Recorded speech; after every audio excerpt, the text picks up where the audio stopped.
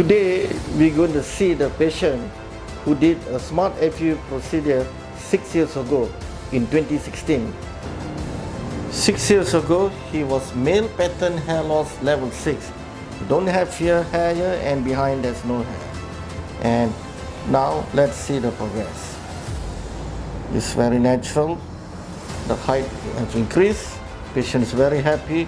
He got a nice hairline and he has colored his hair to get a better appearance. The angle is correct and it goes up like that. And here is the frontal temple angle. You can see it's very natural.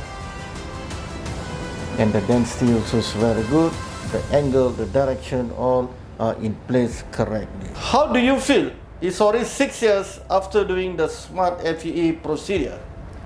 Yeah, it's been 6 years now since I did the procedure in 2016, and it's been a great experience from the very beginning, from the first year till now. And I got very good feedback from my friends and relatives as well in terms of the hair. I would like to thank the team, Gloja's team, for an excellent job that they have done. Thank you.